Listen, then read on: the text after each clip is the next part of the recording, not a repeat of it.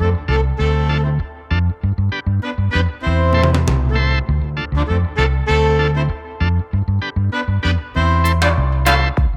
guys, series Moon Knight sejauh ini membuat kita cukup pusing dengan perubahan karakter dari Max Peter dan kejadian-kejadian aneh yang terjadi di sekitarnya. Puncak kebingungan penonton terjadi di episode keempat di mana Max Peter yang ditembak oleh hero sebelumnya tiba-tiba terbangun di sebuah ruangan putih seperti rumah sakit dan di dalamnya terdapat karakter-karakter yang pernah ditemui oleh Max Peter dan juga Stephen Grant sebelumnya. Episode keempat dari Moon Knight cukup aneh dan tidak sedikit yang kebingungan untuk episode keempat ini. Tapi memang itu adalah hal yang sangat wajar guys, karena menurut sutradaranya langsung yaitu Justin Benson dan juga Aaron Moorhead, episode keempat memang diimprovisasi serumit mungkin untuk membangun ketakutan serta kebingungan para penonton, serta membangun karakter Max Peter dan juga kepribadiannya yang sudah dipersiapkan sejak episode yang pertama. Dan juga adegan dari rumah sakit jiwa ini sebenarnya diadaptasi langsung dari komik Moon Knight karya Jeff Lemire yang rilis pada tahun 2016 yang menceritakan kejadian yang sama. Namun baik di komik maupun di adegan ini tentu saja pada akhirnya juga masih membuat pembaca dan juga penonton sama-sama kebingungan dengan twist yang dihadirkan. Dan tentu di video kali ini kita akan membahas makna adegan dan juga mencari detail-detail menarik yang terjadi selama episode 4 dari Moon Knight. So pastikan kalian sudah nonton episode 4 Moon Knight agar kita nyambung ya guys. Nah, tanpa berlama-lama lagi langsung saja inilah dia Moon Knight episode 4 Breakdown. Let's go. Di awal episode 4 kita langsung diperlihatkan kelanjutan akhir dari episode 3 di mana Khonshu dipenjara di dalam patung karena melanggar aturan para dewa. Di sini patung Khonshu diletakkan di sebuah dinding oleh Osiris yang ternyata berisikan banyak sekali dewa-dewa yang mengalami nasib yang sama dengan Khonshu. Kalau kita hitung total di sini ada 10 dewa yang dikurung di patung batu itu guys. Namun harus kita akui kalau kami sendiri kesulitan mengenali bentuk dan juga wajah patung karena memang hanya sedikit sekali scene dan juga penjara Khonshu ini guys. Siapa saja di dalamnya pun kita belum terlalu jelas dan tidak terlalu yakin. Tapi tentu ada kecurigaan di antara patung ini bisa saja ada seorang Ramathat varian dari Kang the Conqueror yang mungkin dipenjara juga karena sudah mengacaukan dunia dan menggunakan kekuatan yang tidak sewajarnya. Kecurigaan kita datang dari patung yang paling kiri bawah ini. Kalau kalian perhatikan bentuknya jauh berbeda daripada patung-patung yang lainnya. Bentuknya lebih rendah dan juga lebih kecil. Artinya di sini Ramatut kan sebenarnya bukan dewa, artinya bisa saja jika bukan dewa dikurung dalam sebuah batu, maka bentuknya akan seperti ini guys, akan bentuknya lebih kecil daripada dewa yang sebenarnya. Namun memang pada akhirnya siapapun yang berpotensi untuk mencampuri urusan mistis dan mengganggu kestabilan kehidupan di Mesir kuno tentu akan dipenjara juga walaupun dia bukan dewa sekalipun. Kita tentu masih sangat yakin kalau sebenarnya masih banyak sekali koleksi dari Enid di dinding lain yang tidak diperlihatkan. Kita cukup curiga jangan-jangan pada akhirnya nanti ketika Khonshu bebas, nantinya bisa saja berpotensi untuk membebaskan Ramathat ataupun Kang the Conqueror yang akan menyambungkan peristiwa besar di sejarah MCU ke depannya. Karena memang di akhir episode nanti Khonshu akan dibebaskan oleh Max Peter dan cara ia membebaskannya inilah yang bisa saja berpotensi membebaskan dewa-dewa nakal lainnya. Sehingga tentu saja akan membuatnya menjadi kacau balau. Namun memang dari jumlah 10 dewa yang dipenjara ini pasti punya sejarah panjang masing-masing di mana 10 dewa ini pernah menggunakan kekuatan yang aneh yang bisa saja terjadi di film-film MCU di mana itu adalah salah satu perbuatan mereka juga. Kita semua tahu dewa yang dihukum ini harus dipenjara di batu karena kekuatan mereka akan mengungkap keberadaan para Enid ke dunia.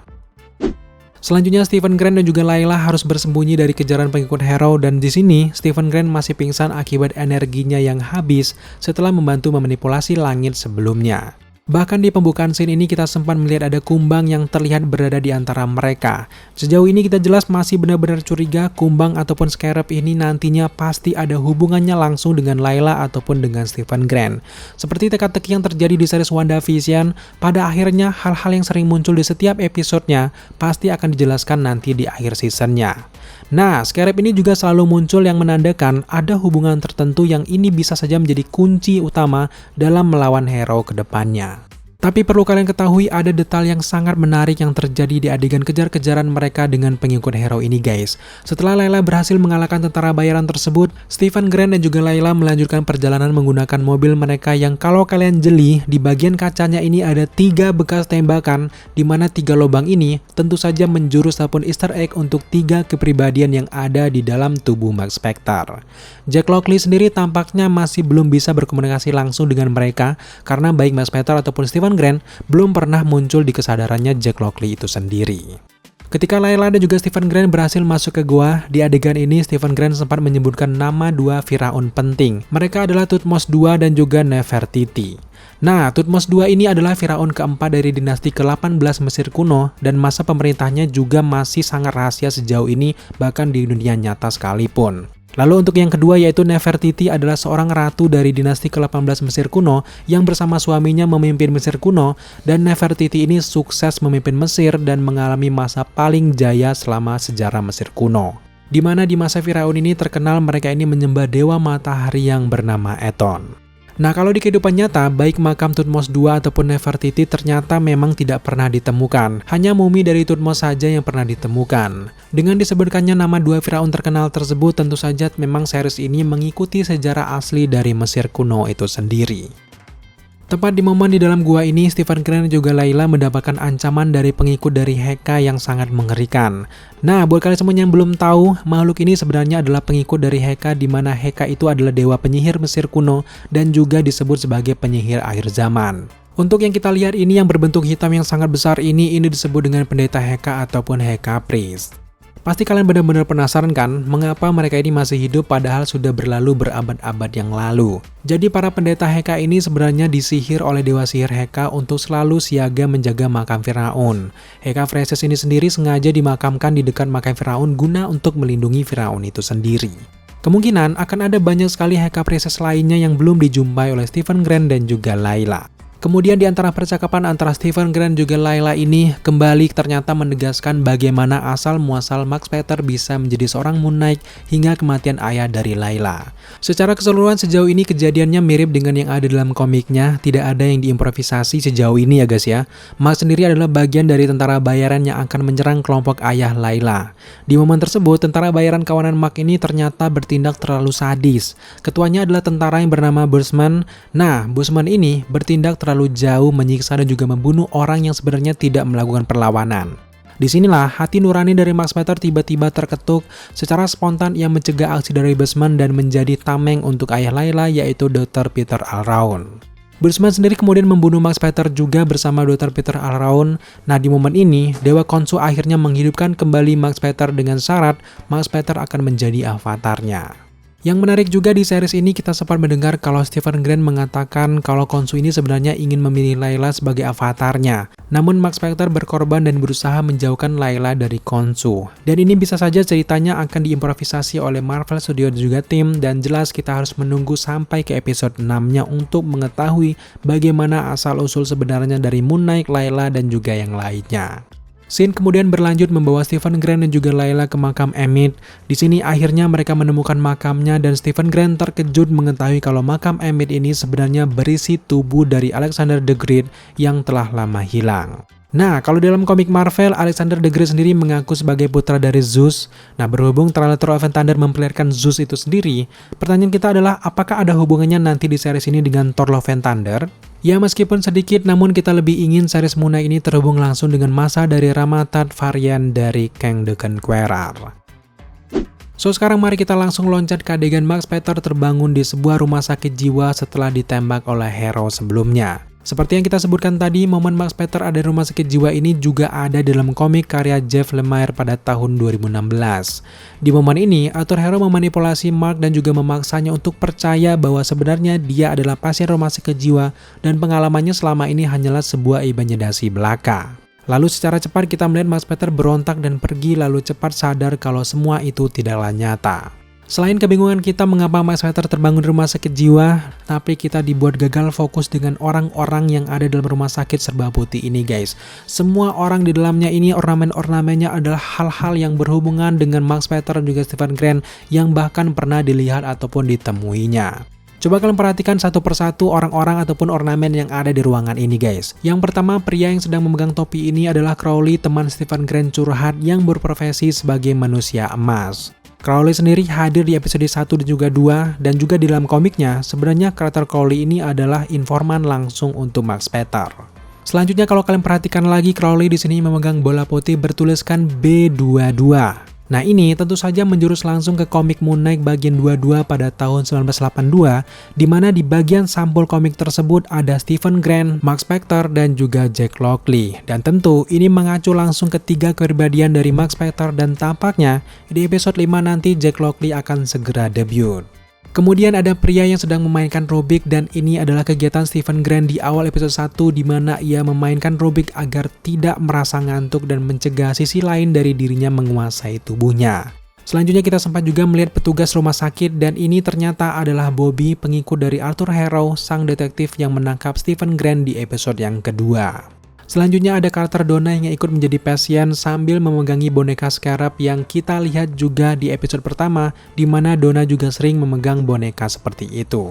Selanjutnya untuk petugas yang membagikan roti dan juga mendorong gerobak ini tentu saja adalah karakter Beck, anak buah dari Mogart dan juga bertarung melawan Layla sebelumnya.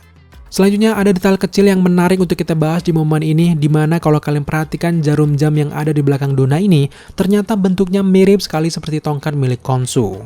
Juga di bagian suara terus berbunyi detakan jarum jam tik-tok, tik-tok, tik-tok dan jamnya ini berhubungan langsung dengan Khonshu tentunya. Nah bisa saja ini adalah sebuah petunjuk bagi Mark Spector untuk keluar dari ilusi dari Harrow nantinya. Oh ya, ada juga detail yang ketinggalan, kue dan juga cupcake yang dibawa oleh Beck ini juga referensi langsung dengan ingatan Mark Spector ketika ia dikejar oleh pengikut Harrow dan mengendarai mobil cupcake juga. Lalu selanjutnya ada pria yang sedang menggambarkan sketsa burung yang tentu saja ini menjurus ke Khonshu itu sendiri.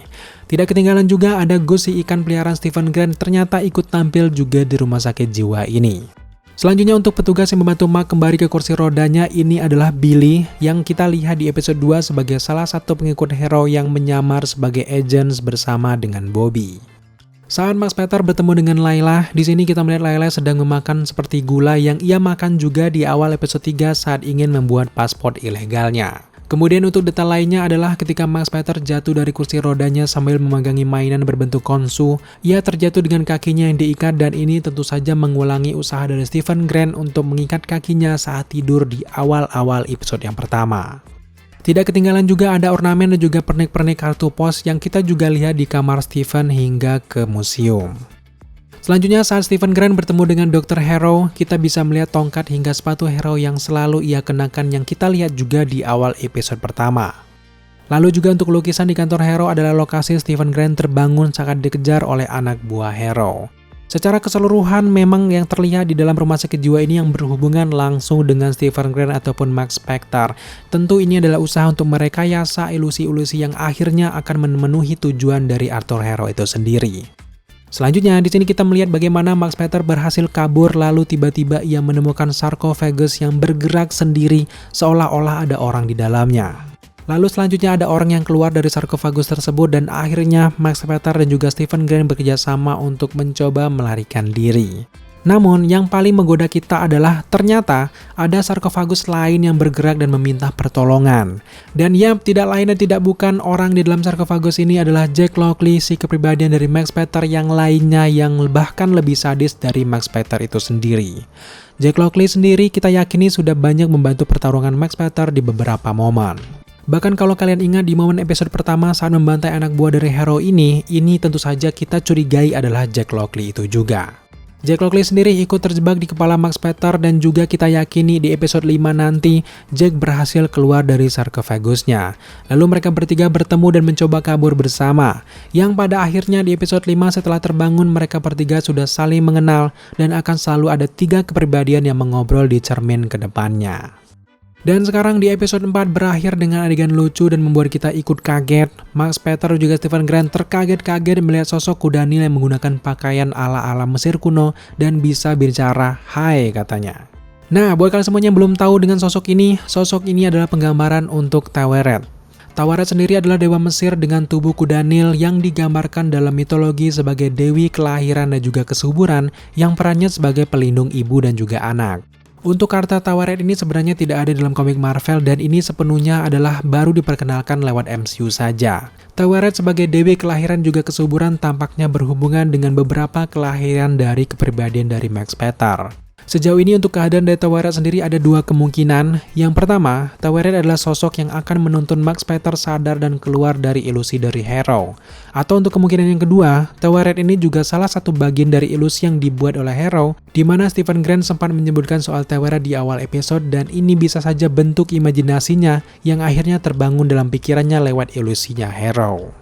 Dan sekarang yang terakhir, mari kita membahas apa yang dilakukan oleh Harrow hingga Stephen Grant bisa berada di dalam rumah sakit jiwa serba putih ini guys. Yang pertama, kita yakin ini sebenarnya tidaklah nyata. Semua yang terjadi ini ada di dalam pikiran dari Max Peter. Sama kasusnya seperti film Split ataupun film-film kepribadian lainnya. Rata-rata dari film tersebut menceritakan bagaimana orang yang berkepribadian banyak adalah di dalam pikirannya ada banyak orang-orang juga yang tinggal dan salah satu dari mereka kadang menguasai si tubuh utama. Pertanyaan kita sekarang adalah kenapa Max Peter bisa terjebak di dalam pikirnya sendiri? Nah, bisa jadi ketika Max Peter ditembak oleh Arthur Harrow sebenarnya ia ini tidaklah meninggal. Bisa saja ia dibawa langsung oleh Arthur Harrow juga pengikutnya, lalu karena kita melihat juga ilusinya ia bertemu dengan Dr. Harrow, dimana kalau kita coba cocokkan di dalam komiknya, Arthur Harrow ini memang dokter ataupun ilmuwan gila yang bereksperimen dengan tubuh manusia. Maka di dalam seriesnya tentu saja masuk akal bagi kita berpikir kalau Harrow juga memainkan perannya, melakukan eksperimen dan juga bisa saja ia menyuntikkan semacam ramuan yang ia temukan sendiri sehingga bisa membuat pikiran Max Peter kacau. Untuk kemungkinan kedua, Arthur Harrow tidaklah menggunakan ramuan ataupun menyuntikkan sesuatu, melainkan Arthur Harrow ini membawa Max Peter lalu mempengaruhi pikirannya dengan tongkat ajaibnya itu. Lalu kemudian berusaha untuk masuk ke dalam pikiran Max Peter dan mencoba untuk membuat Max Peter ini sadar dalam keadaan ia ini menyadari bahwa pengalamannya menjadi Moon Knight tidaklah nyata melainkan hanya sebuah halusinasi biasa. Nah nantinya hanya Max Peter dan juga dua kepribadiannya saja yang bisa melawan ilusi Harrow dan membantunya sadar kembali lalu berusaha untuk menyelamatkan Khonshu. Oke guys, sejauh ini hanya itulah yang bisa kita bahas dari series Moon Knight episode keempat ini. Kedepan tentu kita akan membahas beberapa kejanggalan-kejanggalan yang ada di series Moon Knight. Pastikan kalian semuanya subscribe dan juga nyalakan lonceng notifikasi. Terima kasih kalian sudah menyaksikan video ini sampai akhir. Jika kalian suka dengan konten seperti ini, jangan lupa dukung kita dengan cara subscribe, like, komen, dan share. Serta jangan lupa juga untuk nyalakan notifikasi agar kalian mengetahui apabila kita mengupload video setiap harinya. Thank you guys.